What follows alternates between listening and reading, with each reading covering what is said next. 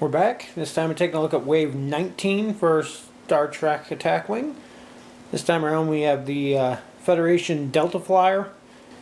Kind of funny as with the other Federation type ships. Comes with a ton of cards even though it's a tiny little shuttle.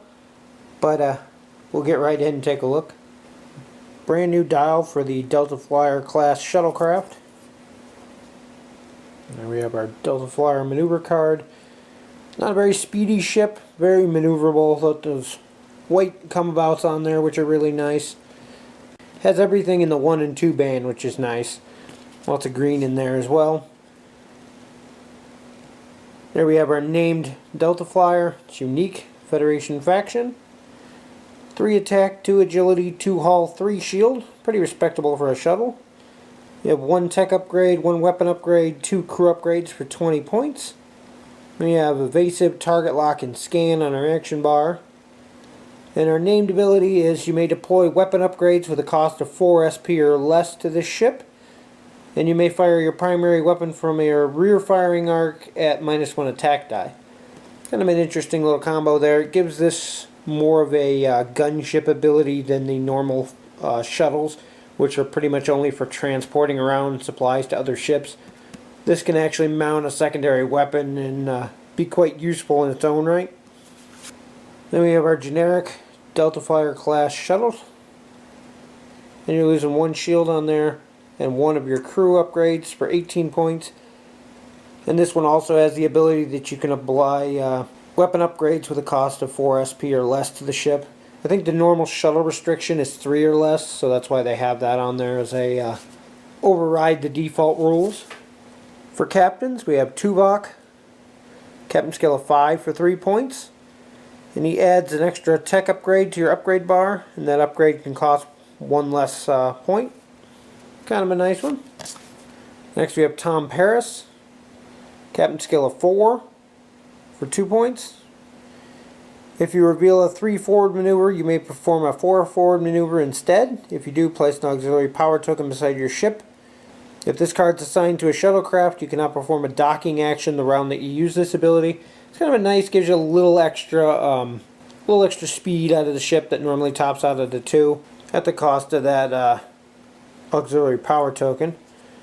You also get a reminder token that you cannot dock on the turn you use it. Then we have our generic Federation captain, captain skill of 1 for 0 points. For crew upgrades, we have a new 7 of 9. 4 points. During the activation phase, you may disable this card to perform a battle stations action as a free action. Kinda nice. I still think I prefer the 7 and 9 from Voyager that can assimilate stuff better. But your mileage may vary. Having battle stations is definitely a nice option as well. Next we have B'Elanna Torres for 4 points. When defending, during the compare results step, you may disable this card and 1 of your active shields to cancel a hit or crit result. That one can definitely be useful, especially on a larger ship where you've got multiple shields. Disabling one really isn't going to hurt you all that much. The ability to cancel a crit using that, though, is definitely nice. Does disable her, so you lose the action economy that you need to re-enable her later, but there's several different combos for crew in Federation that lets you re-enable multiple crewmen with a single action or even no action at all, which is definitely a nice thing to have if you have the points around for her. And last we have Harry Kim for 3 points. As an action, you can disable this card and place 2 evasive tokens beside your ship. You cannot roll any defense dice this round. You cannot perform a evasive action this round, even as a free action. Kind of a less useful version of data from the Enterprise D. It also comes with a reminder token. I'm not sure how often you're going to use. It's basically 2 guaranteed evades over the fact of rolling dice, where the ship only has, this specific ship only has 2 evasion to start with. So this guarantees you that you're going to get 2 evades. However, you only get the 2 evades for the entire turn. Where rolling the dice, you have the chance to roll that every time you're shot at. So it's kind of a trade-off there. Not too sure on that one. For weapon upgrades, we have photon torpedoes. 4 points. Attack value of 5, range 2 to 3. Spend your target lock and place 3 time tokens on this card to perform the attack. If fired from a shuttlecraft, discard this card instead of placing the time tokens. And the range is limited to 1 to 2 instead of the 2 to 3. You may fire this weapon from your front or rear arc. It's an interesting concept. The time token mechanic has been used on most of the torpedoes. You're sacrificing the battle station to crit ability that's normally on photon torpedoes for the ability to fire it off of your shuttlecraft. It also reduces the range, which is fine. Your range is pretty much limited to 1 to 2 anyway. The 4 points allows it to be equipped on the Delta Flyer, which is kind of nice, but it's got some limitations to make up for that. Being able to fire out of the rear arc is really the good thing here with a shuttlecraft weapon. Is I think it's the only one so far that can be fired out of the rear, so that's always a nice plus. Next we have photonic missiles for 3 points. Attack value of 3, range 1 to 2. Spend your target lock and place 3 time tokens on this card to perform the attack. If this attack hits, in addition to normal damage, place an auxiliary power token beside the defending ship. You may fire this weapon from your front or rear arcs. I actually like this better than the torpedo. It's a little less damaging of a hit, but tossing out those auxiliary tokens is always nice, and it's not a discard when fired from the shuttle. So it has that use as well. Definitely an interesting card though. For tech upgrades, we have unimatrix shielding for 5 points. Add +2 to your ship's shield value. When defending against an attack from a Borg ship during the compare results step, you may disable up to 2 of your active shields to cancel an equal number of hits or crits. This upgrade costs 5 SP more for any non-Federation ship. No ship can be equipped with more than 1. Really nice that it adds the extra 2 shields no matter what. If you're fighting against a Borg, the ability on there is really cool to disable a shield in order to cancel out crits. Definitely worth it. You're going to get those shields back at the end of the turn anyway. The 5 extra points if you're not in Federation kind of sucks, but most of the time I'm playing Faction Pure anyway, so it's going to be on a Federation ship anyway. I like that it can be used on any Federation ship, which really boosts up the effectiveness of something like the Enterprise E. And I can see this getting a lot of use on there, especially in anti-Borg scenarios, which is what that ship was pretty much designed for anyway. Next we have parametallic hull plating for 2 points. During the compare results step, you may discard this card to cancel a hit or crit result. This upgrade costs 3 points more for any non-Federation ship, and no ship can be equipped with more than 1. It's a 2-point upgrade that lets you cancel out a critical. Definitely nice. Combined with some of the other cards that we have here, there's definitely a lot of ways to cancel out crits in this pack, which is really nice. Good addition to the Federation all around. Last we have immersion shielding for 3 points. Add +1 to your ship's shield value. In addition, you may re-roll the attack die when your ship overlaps an obstacle. This upgrade costs 3 points more for any non-Federation ship, and no ship can be equipped with more than 1. 3 points for an extra shield, kind of a little on the expensive side, since most stats usually cost you 2 points. There's plenty of cards out there that add a stat here or there for 2. But you get that added bonus that if you're overlapping an obstacle, you get to re-roll that die. Always nice on something with such low hull to be able to re-roll obstacle damage.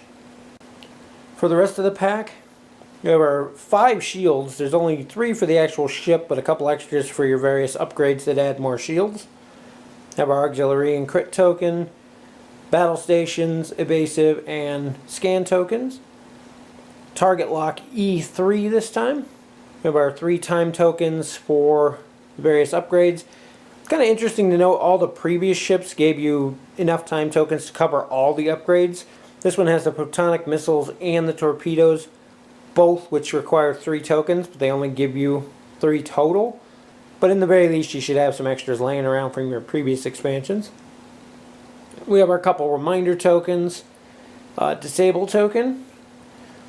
We have our additional rules cards for shuttles, which nothing much has changed on there, and an additional rules card for the time tokens. Our mission this time around is Extreme Risk. And I'm so far behind on missions, I'm not even going to pretend that I've played this one. I just opened these up yesterday too, so. But it looks like 80 points, including the Delta Flyer and one other ship, with 80 points including a ship with a hull value of 3 or less and one ship with a hull value of 4 or greater. Pretty much even odds there. And I'm not sure what the actual mission itself entails, but it apparently involves a gas giant because we have all our special rules for that. And our wind conditions there at the end. Our ship itself, while tiny, is still bigger than it should be, but interesting model. Lots of details in there. They've gone with that silver pattern, which they're using for all of the Federation ships now. But definitely tons of detail in there.